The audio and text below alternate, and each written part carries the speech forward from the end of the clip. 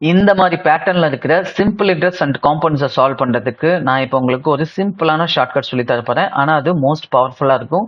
ஏன்னா இந்த பேட்டர்ன்ல அடிக்கடி வந்து பாத்தீங்கன்னா பேங்க் பிஓ எக்ஸாம்ல கேட்கறாங்க கொஸ்டின். இந்த கொஸ்டின் பாத்தீங்கன்னா இப்ப நடந்து முடிஞ்ச ஐபிபிஎஸ் பிஓ எக்ஸாம்ல கேட்ட கொஸ்டின் தான். சரியா? இப்ப நான் சொல்லி தரப்போற இந்த ட்ரிக்கை கரெக்டா ஃபாலோ பண்ணீங்க அப்படின்னா இந்த மாதிரி பேட்டர்ன்ல வர கொஸ்டினை உங்களால கண்டிப்பா வித்தின் 60 செகண்ட்ஸ்குள்ளேயே சால்வ் பண்ண முடியும். சரிங்களா?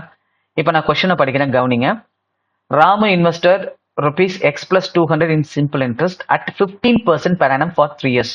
5% 3 வருஷத்துக்கு சிம்பிள் இன்ட்ரெஸ்ட்ல இன்வெஸ்ட் பண்றாரு. அப்ப மொத்தமா எத்தனை பர்சன்ட் வந்திருக்கும் அப்படின்னா நமக்கு 15 into 3 45% வந்திருக்கும். ஓகேங்களா?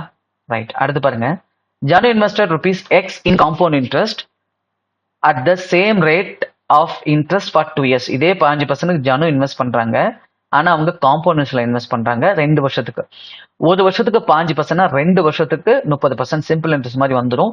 ஆனா காம்பவுண்ட் இன்ட்ரெஸ்ட் அப்படிங்கிறதுனால 15க்கு 15% வரும். அப்ப 15 ஸ்கொயர் பண்ணா 225, 2 தள்ளி புள்ளி வச்சுங்கன்னா 2.25. அப்ப மொத்தமா 30 plus 2.25 எவ்வளவு வரும் அப்படின்னா 32.25% வரும். அப்ப காம்பவுண்ட்ஸ் விட சிம்பிள் இன்ட்ரெஸ்ட் எவ்வளவு அதிகமா இருக்குன்னா 12.75%. சரிங்களா? இப்ப கவனிங்க. If the interest received by Ramu is rupees 472.5 more than that of Janu, then find the amount invested by Janu. பாருங்க, ராமு வந்துட்டு ஜனுவோட இவ்வளவு அதிகமா வாங்குறாங்க.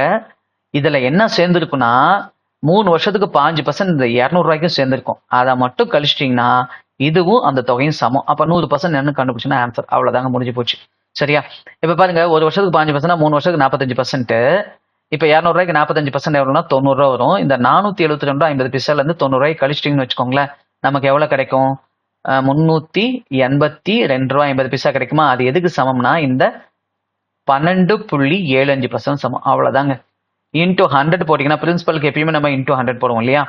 போட்டீங்கன்னா நமக்கு ஆன்சர் வந்துடும். இப்ப இதை அப்படியே சால்வ் பண்ணீங்கன்னா நமக்கு 30 டைம்ஸ் வருமா? அப்ப 30 into 100 போட்டீங்கன்னா என்ன ஆன்சர் வரும்? 3000 rupees வரும். அவ்வளவுதாங்க. சரிங்களா? ரொம்ப அல்டிமேட்டா இருந்துச்சுங்களா? ரொம்ப சிம்பிள் ட்ரிக்ஸ் தான். ஆனா இந்த மாதிரி கொஸ்டின்ஸ் வந்து பாத்தீங்கன்னா இன்னைக்கு நடந்த எக்ஸாம்ஸ் எல்லாத்துலயுமே கேட்டிருக்காங்க. அதாவது 3rd August ஷிஃப்ட் 1லயும் சரி, 3rd ஷிஃப்ட்லயும் கேட்டிருக்காங்க. சரியா?